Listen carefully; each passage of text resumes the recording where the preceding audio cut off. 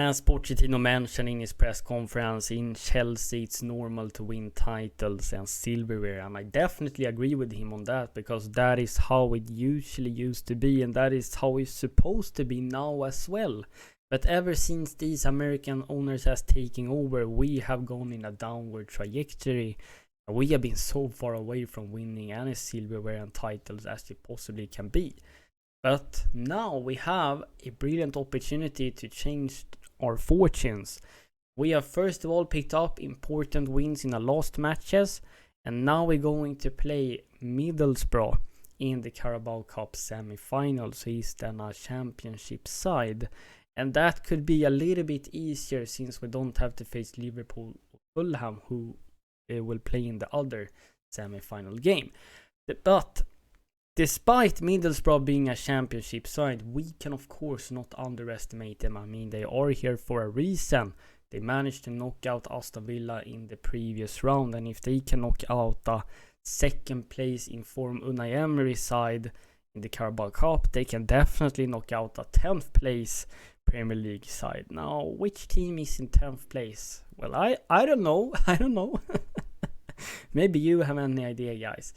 And of course, it would be very crucial to pick up a silverware now in the middle of the season, because I think then the moral in the team spirit, the confidence in all the players and Pochettino will be lifted, and that could be the catalyst for us reaching and catching the top 6 teams, because we desperately need European football. So if we're winning Carabao Cup, the team morale will be lifted, and it could help us winning the coming games in these coming weeks, and hopefully go further up and climb in the table.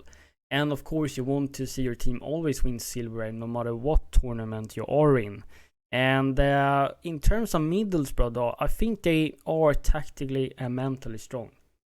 As I said, they beat Aston Villa, they can't be bad then. And this is what the cup competition is all about. Anything can literally happen. And I think they're going to be a bit more reserved, of course. And they're going to put men behind the ball and try to be compact and not leak in the first half. And then when they know Chelsea are dodgy in the second half, they will try to maybe go with a bit more men forward, because they are at home. They of course don't want to sit and park the bus the whole game. And what we need to do is try to put the ball into the net as soon as possible, as quickly as possible, because that would help us gaining confidence and belief in this game.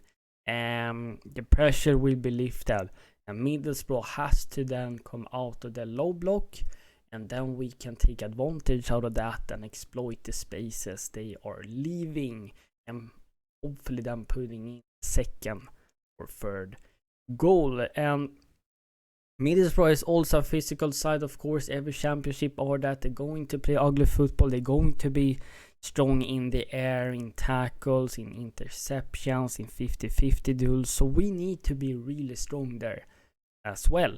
And let's get then into the team news.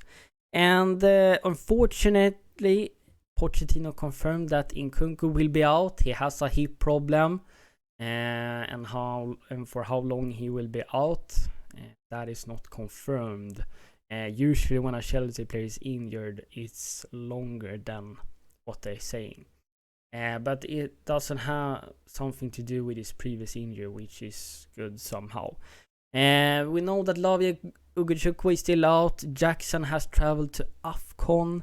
Sanchez is having a scanning, and the doctor will have a look at it, so we will see what will happen there. I think he scanned his knee.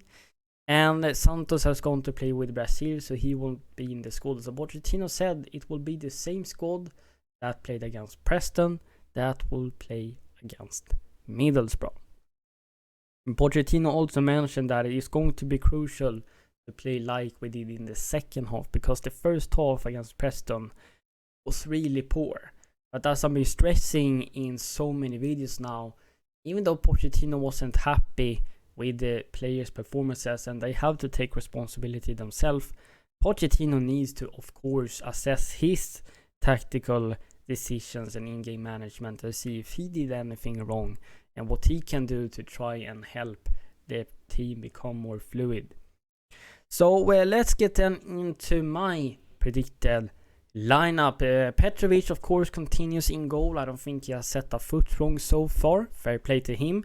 As my right back, I'm going with Mal Augusto, not as a left back, Pochettino. Please. And we have to go with Colwill as a left back because Madsen will go to Dortmund. Chilwell and Cucurella won't be in the squad, so we don't have any other option than putting Levi Colwill there. And as my centre back pairing, I'm going with Thiago Silva and Disasi. If Badiashile starts, I have no problem with that, but he has been a bit shaky and made a lot of mistakes, and we can't afford making mistakes against Middlesbrough in the first leg.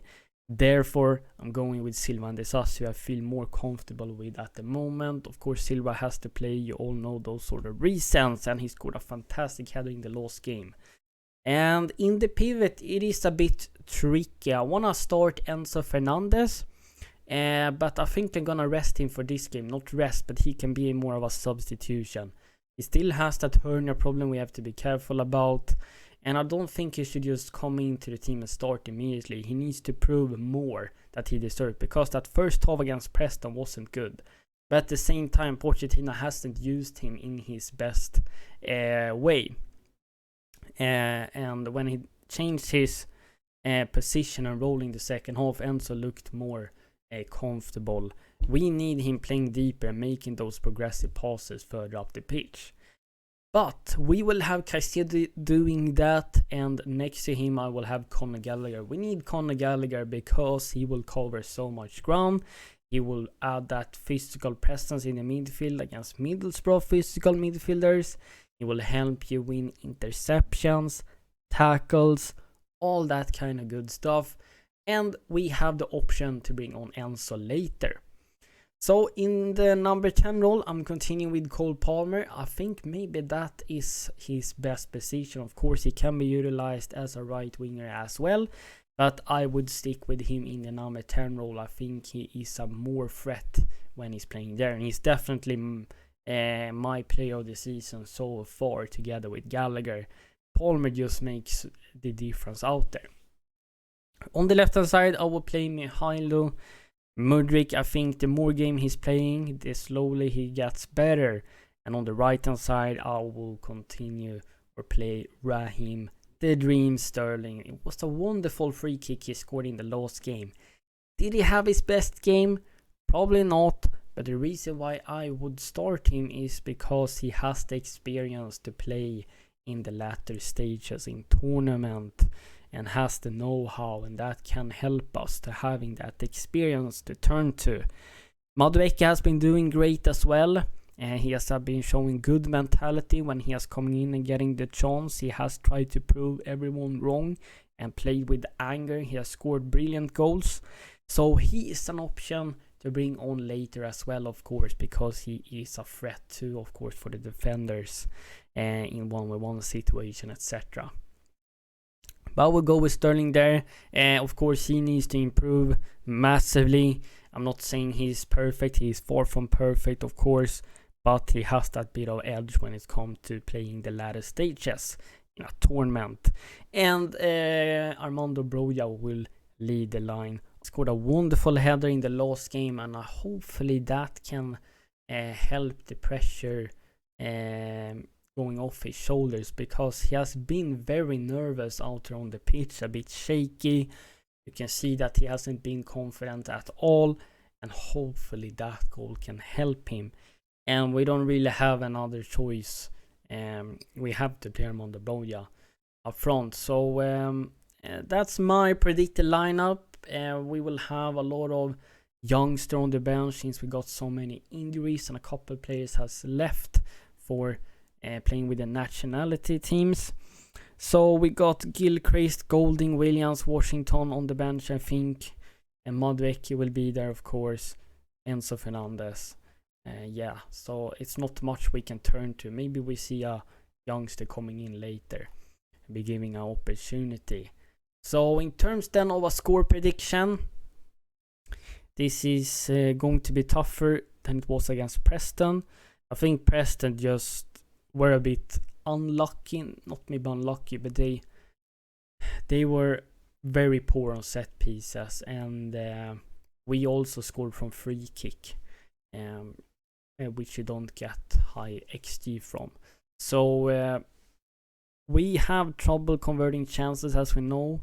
It depends what Middlesbrough will do. It depends if we score in the first goal, of course. But I think we should be able to win with 2-0 in the first leg. And then in the second leg, it will be much easier to play at the bridge. But we should not underestimate Middlesbrough. They put up a shocker against Aston Villa and managed to knock them out. So we have to be cautious as well.